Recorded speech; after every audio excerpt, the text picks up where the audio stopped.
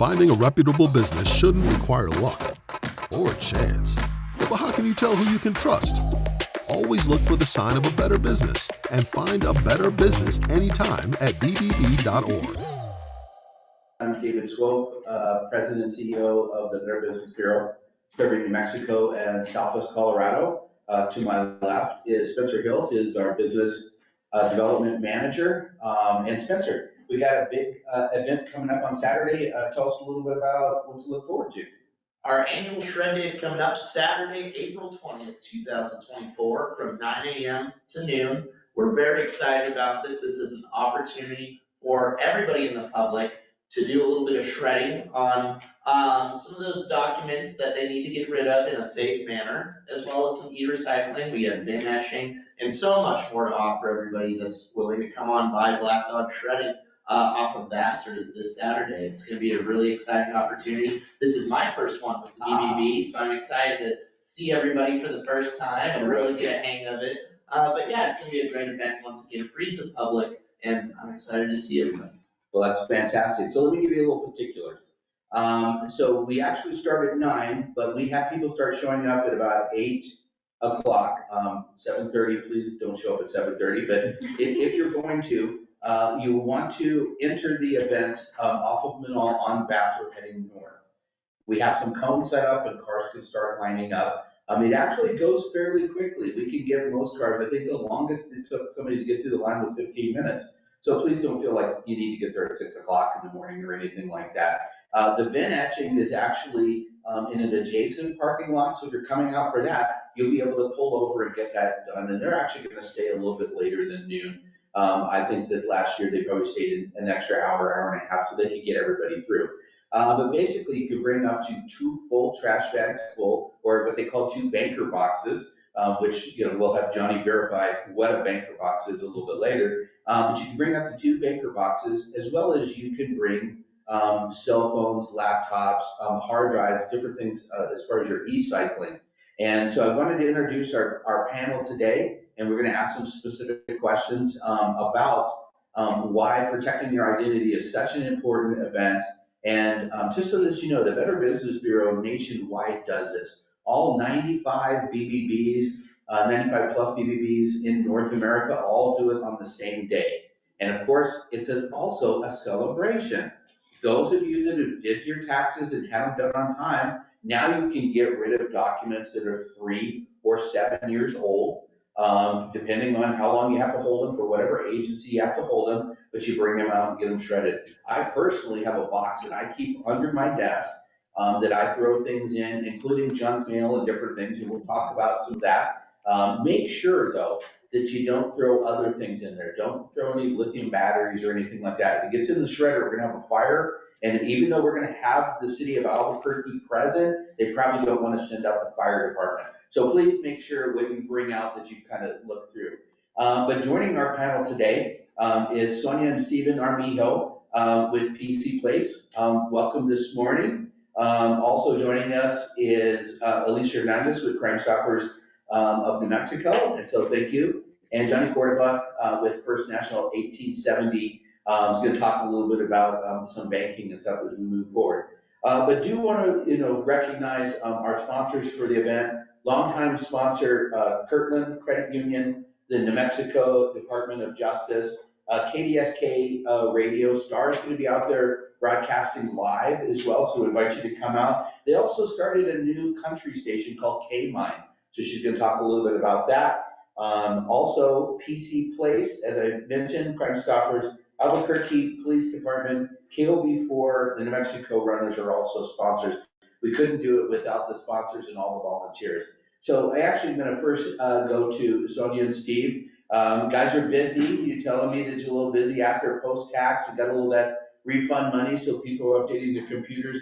But when they think about bringing some things out, what are some of the items that you guys are going to be allowing them to e-cycle?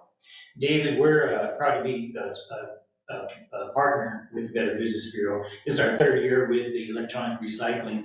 The first year we brought a little truck, and then the second year we brought a 27-foot U-Haul. And this year we expect to have a lot more recycling. the computers, the printers, the scanners, the plastic metal things. We don't want big TVs or CRTs or batteries. When people bring their hard drives, we take out the hard drives of every computer and we smash them and destroy them before we send them to an electronic recycling place. Everything that we take gets recycled and put back into recycling facilities, and hopefully to protect Mother Earth. And that's our goal, is to be a proud partner with the Better Business Bureau. This is a great event and a great thing. We had a great turnout last year. It was really fun. I think everybody should come on down, and if you have some computers and stuff you want to get out of your closet and garage, we're the place to do that. PC Place. Well, and I've had a stack of things that have collected, especially, unfortunately, cell phones, because, about every 2 years it becomes obsolete, right? And yet the information that's on there. So having been in the industry so long, how long have you guys been in business? We have, last year in October was our 30th anniversary. Congratulations. Thank you. Yes, we had a nice celebration with the Better Business Bureau as well as the Hispano Chamber. But we have been members of the Better Business Bureau for as long as I can remember, since we started the business. And we completely took over in 2012. Excellent. And we have been with you guys ever since. So tell us a little bit about kind of how we store data now. Now, we talk about a shred event, and of course we talk about documents that have been printed out, but the generation sitting next to me, they don't print anything. They keep them on hard drives, they keep them on, and so I think that's the significance of the evolution, as we realize, hey, people do have less documents, but they're storing them somewhere, and that stuff never goes away, right? I hear that, if you send an email or, something on social media, it never goes away. So what should people be thinking about that they should be recycling that has this information that, they need to protect our identification? The things that, let's say you threw something in the trash and you have trash pickers that go around, they're looking for these things and they'll go through it.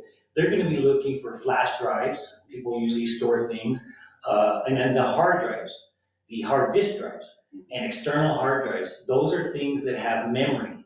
The actual memory that helps the computer think, it really doesn't have information on the actual RAM. But on the hard disk drives, that's where all of your stuff is stored. And so theoretically, somebody could pick up one of those things. Let's say you threw your computer in the trash. They'll take it and they'll go through it and they're looking for whatever they want, whether it's credit card information, login, password. They can pretty much ruin your life if they get a hold of that information. So to not leave those tracks, once you're done with your data, you always want to save your data somewhere. You need to get it destroyed.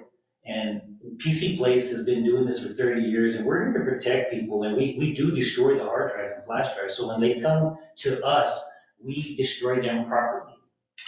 I have a quick question about that, actually. When it comes to the process of actually correctly storing your data, especially anything that's significant when it comes to personal information, is there a process that you recommend that people do to protect themselves before they even bring it to you to get that destroyed? Is there something that you can do even in the cloud to protect yourself a little bit better?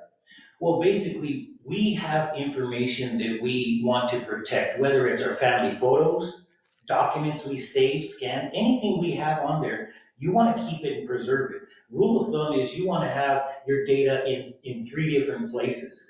If your business starts on fire and your whole computer gets burned, it's gone. So the cloud is a great way to store things and protect your things. People use, whether it's Dropbox or OneDrive. That's a great avenue. Have it on the cloud. But if the cloud ever fails or dies and goes down, you always want to have a hard copy yourself. Make a copy in an external hard drive once a year, whatnot.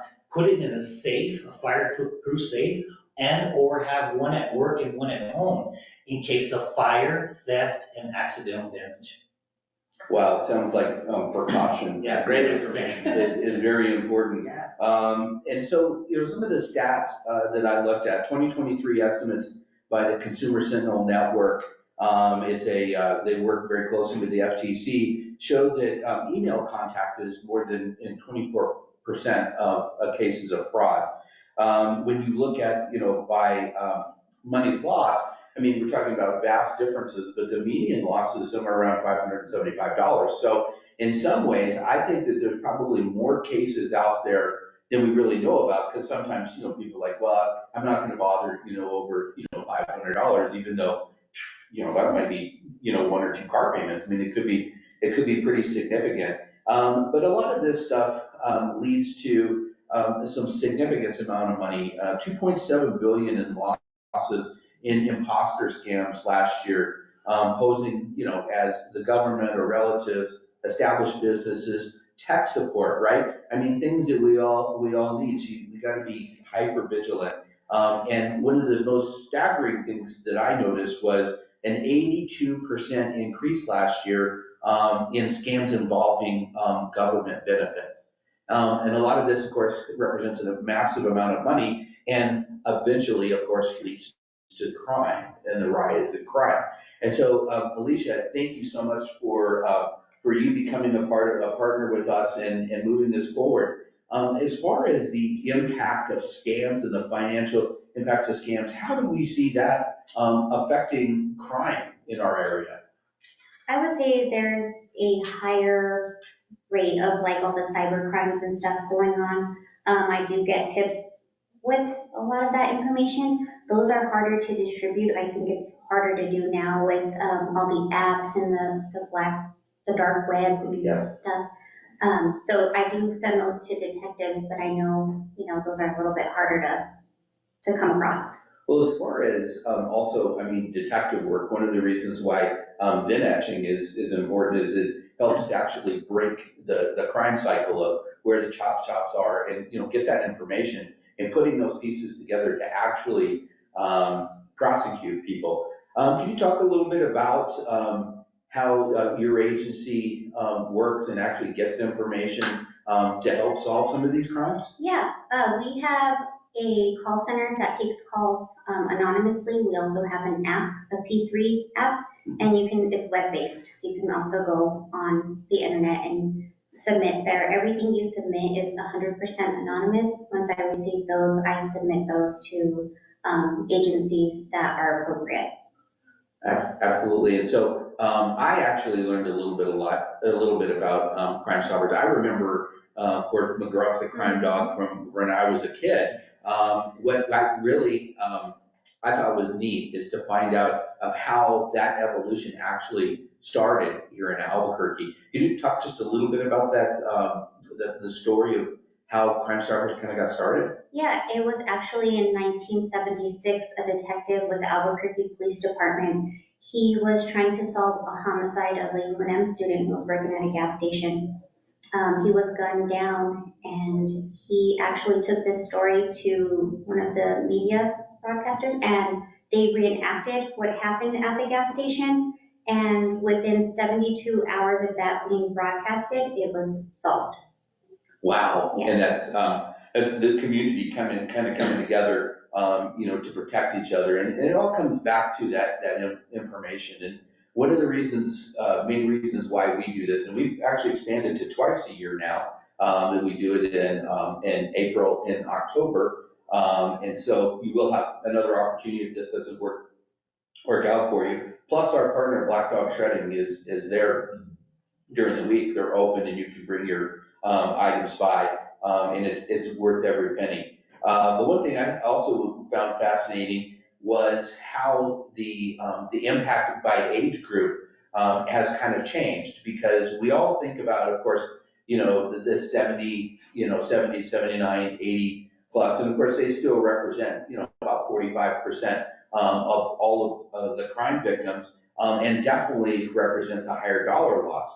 But the age group of 20 to 24, we now have seen 44% of all the occurrences that are happening with younger people. And sorry, I keep gesturing at you, the younger person, but well, you're exactly right, Dave. And I think that what a lot of people don't realize when it comes to that younger generation, you think that maybe that age group isn't as susceptible to being tricked. But really, I think what we're seeing with that demographic is those kids may be in college, they may have nothing to lose. So when they see something that comes through that's maybe offering them X amount of dollars to wrap their vehicle, and go That sounds really advertise for a personal. company. And that's exactly what's going on, is a lot of these younger generation kids have nothing to lose, and they are really risking a lot in the long run for a short-term gain, because they're put in a tough situation, much like that older generation that you were just talking about too. Maybe they aren't so used to the newer ways that people are trying to take advantage of them, but it's still that kind of nothing to lose type of thought process going. Yeah, it's kind of fascinating when you at least once a year or twice a year, you slow down and you actually look at the statistics, and they're not always what you think. But one thing that is like you think is wire fraud and things around the banking industry, bank transfers. And so joining us, Johnny Cordova, talk a little bit about the banking industry itself and I mean, the level of safety features that you have to have in place, I mean, to do a normal day's business now, just to try and, kind of thwart some of the cybercrime that's happening. Yeah, thanks, David, and thanks for having me. There's a ton of sensitive information that banks hold on to when it comes to our business clients and our personal clients.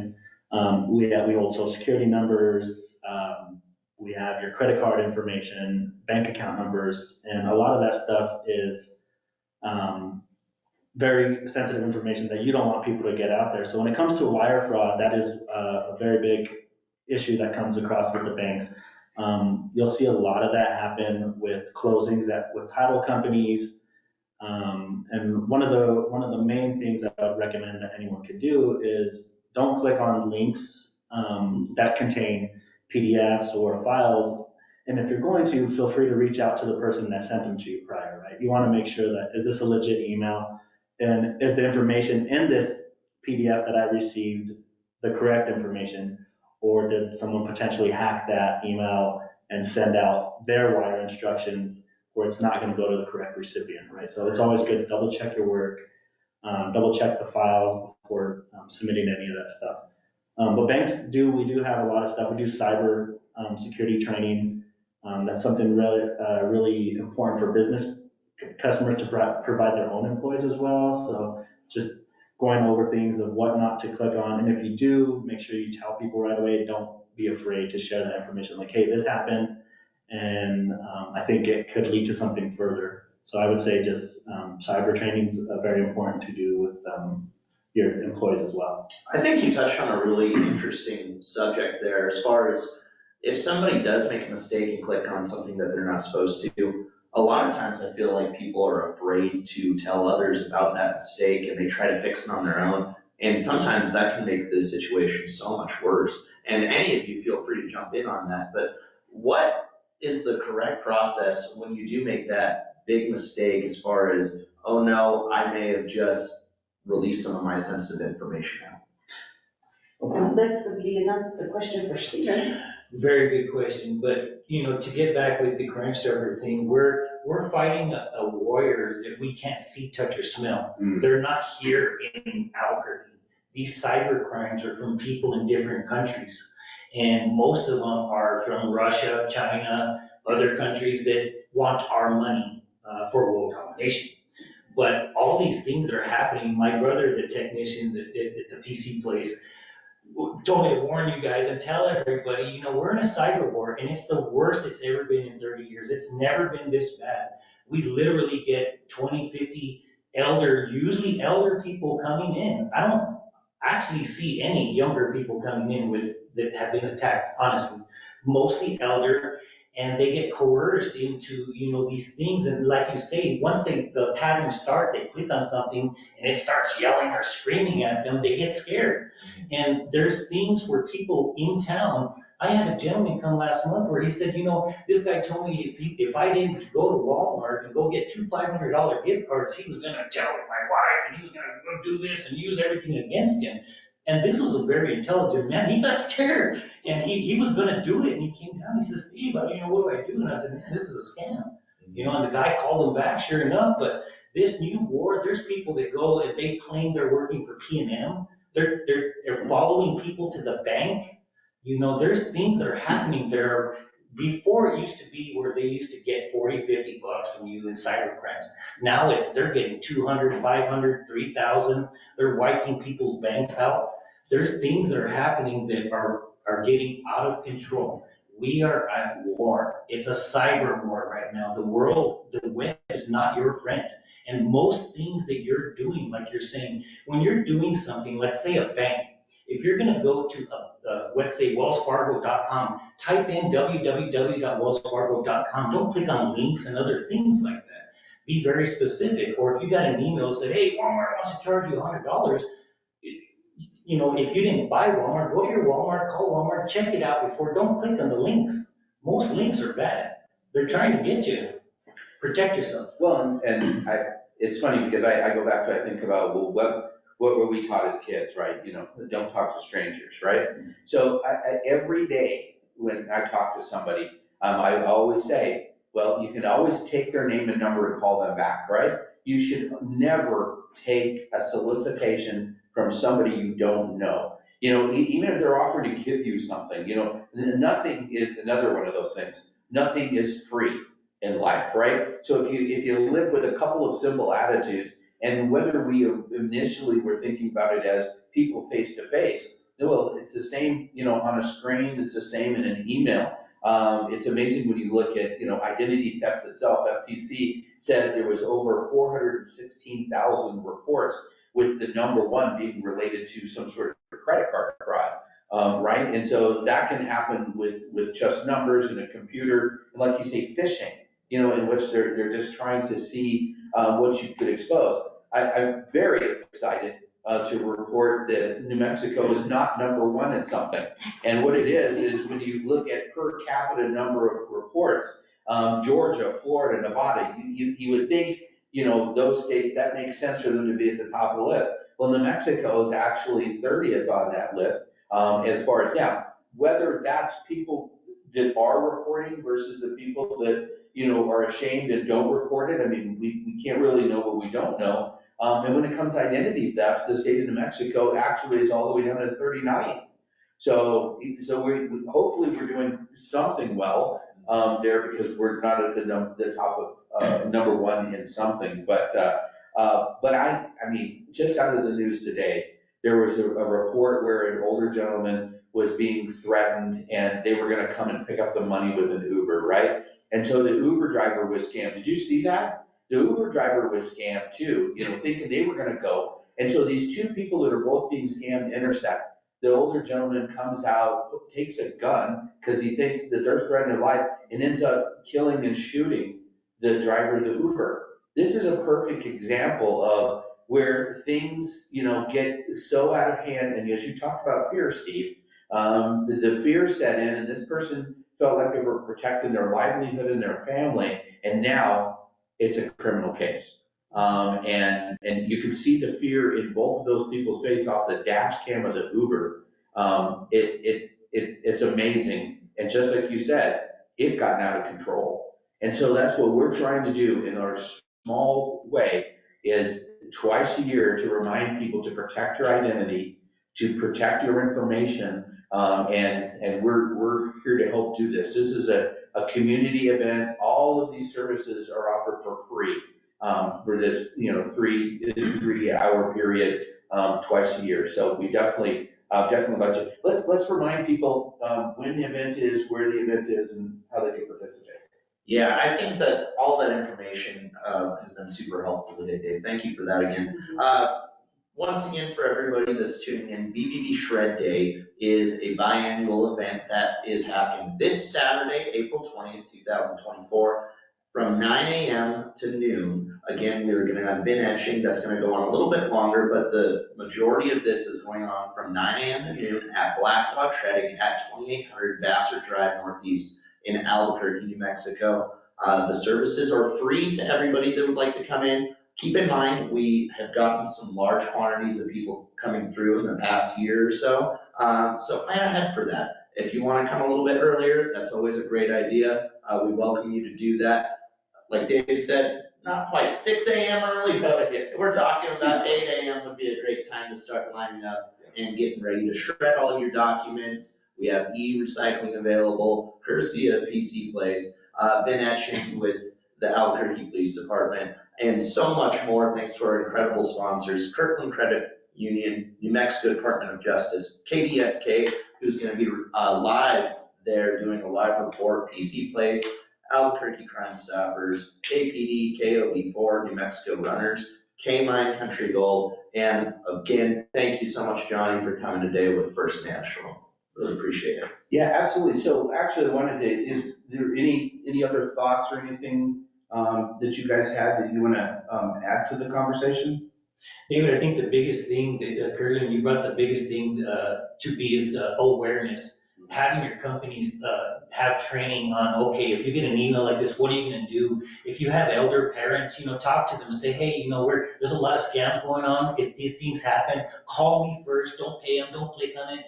And tell your friends and be aware. And that's the biggest thing we can get from this is awareness that we're in a cyber crime world right now, and it's out of hand.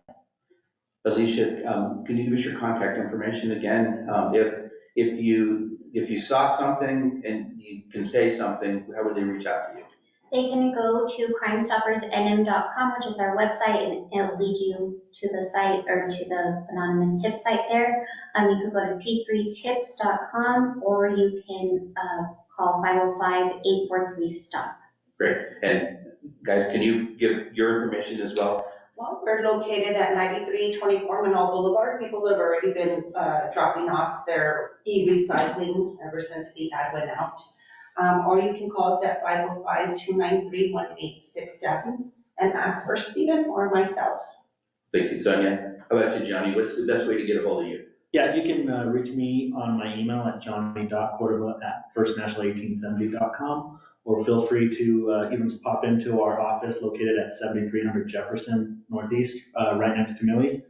And before I finish off, I'd like to just mention one thing when it comes to the banking side for securing your information. Some easy things that I would recommend, especially with online banking, is there's the two-factor authenticator. So meaning if you're logging into your online banking, set it up where you type in your code, your password, and then in addition to that, it might send you a text message with the 6-digit code that you plug in. And that's just another security layer to make sure that if someone did have your password, that other feature at least will block them from entering your online banking platform, because they won't be able to access that code without you providing that to them. So, and strong passwords, right? That's always the one of the main ones that you think of is like, sometimes we put it in like our child's name and something easy that's for us, but try to get more complex with it and add some symbols, and that would be my recommendation to finish. Yeah, good information. Well, I appreciate you all and appreciate your involvement and your partnership with the Better Business Bureau.